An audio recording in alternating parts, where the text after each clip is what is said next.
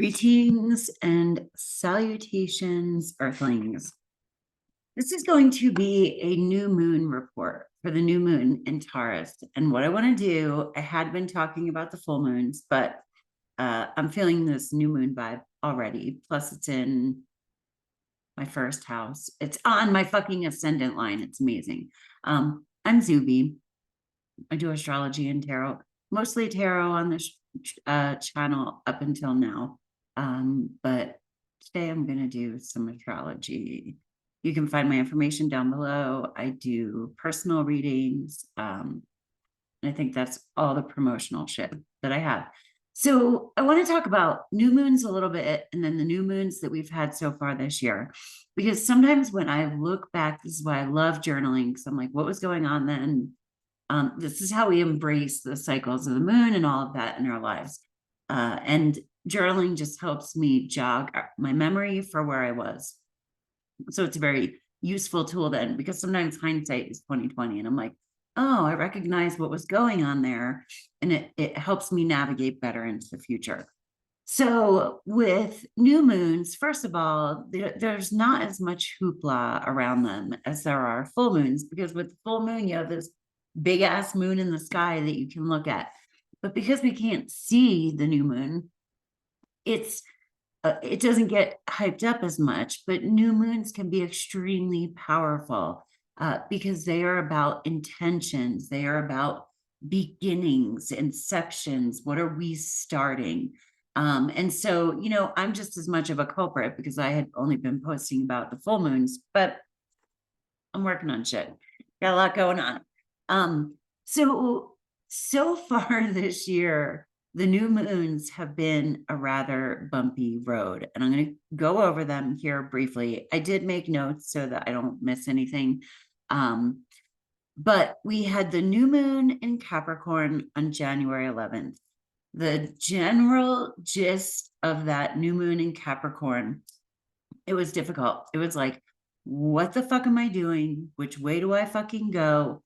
What do I want? We might have been trying to force things that month.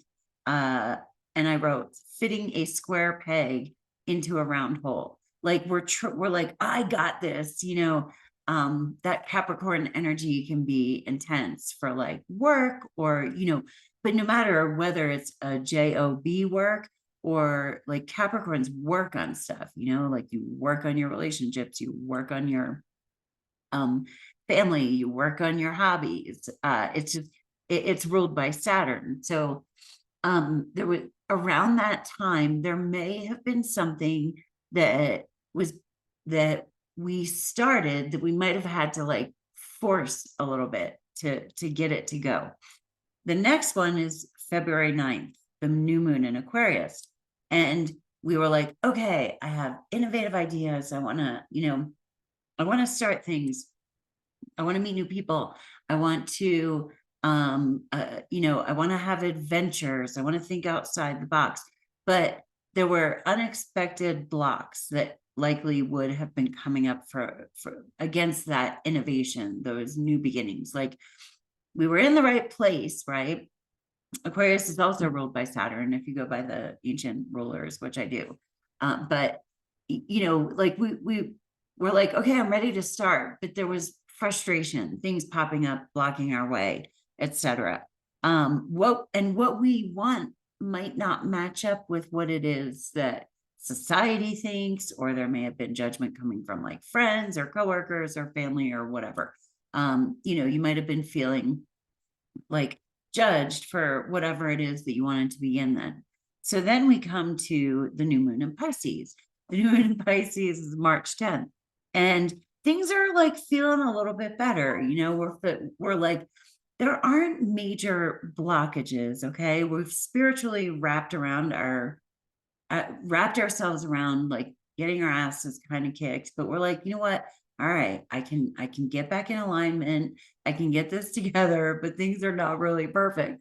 And I thought of the perfect metaphor for this. It's like, say you're on vacation, you're like, fuck it. I'm just going to not even anywhere fancy. You're just going to a hotel to the nearest city to get away. I'm not speaking from experience or anything.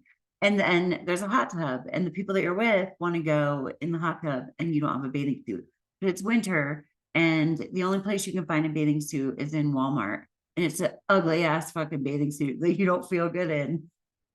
So that, but you're like, you know what? I don't care. I want to go in the hot tub with my friends, but there's still that sense of like, this doesn't quite feel right. I don't feel natural. I'm spiritually wrapping myself around it, but it's still uncomfortable. I just don't like, this part, this bathing suit or whatever. So that was my fun metaphor for that. And then, but we're like, okay, I can begin this. Specifically, this is for people who are like on the spiritual path, if you've been trying to begin things and they're not quite working.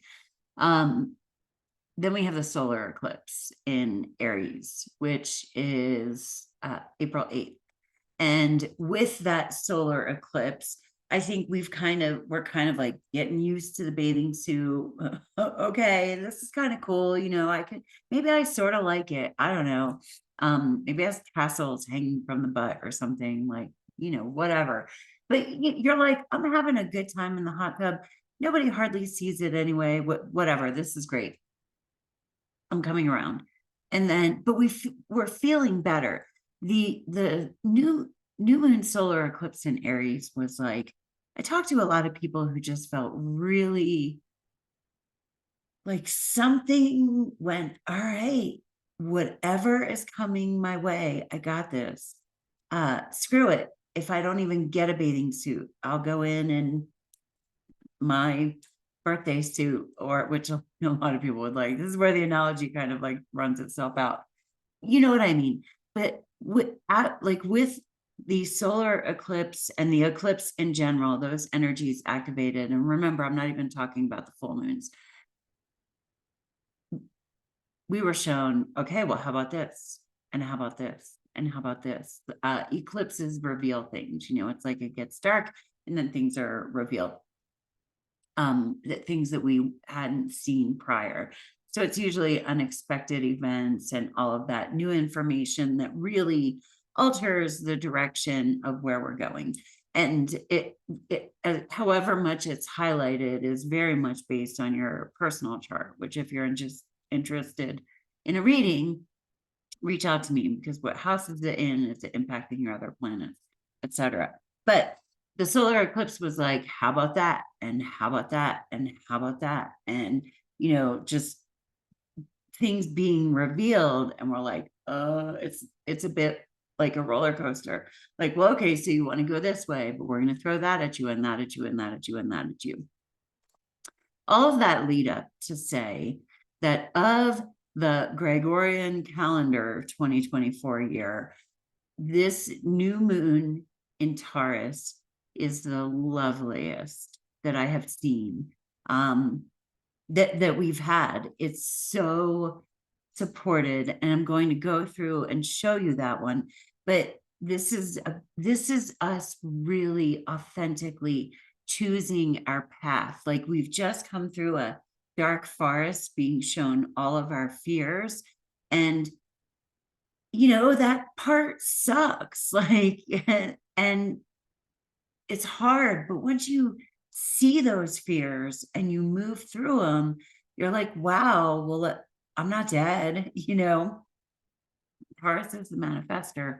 And, so this is a powerful manifesting energy. But I feel like with new moons, we have to really embrace the intentionality part of it, because we don't see it in the sky. It's a clean slate for where we can set things in motion. And the full moons are kind of wild, because it's like, well, what grew from that? Well, were you setting those intentions consciously or unconsciously? And likely unconsciously, because you didn't say, hey, it's a new moon. Let me kind of set an intention for this next lunar cycle. So I'm going to share my screen and show you.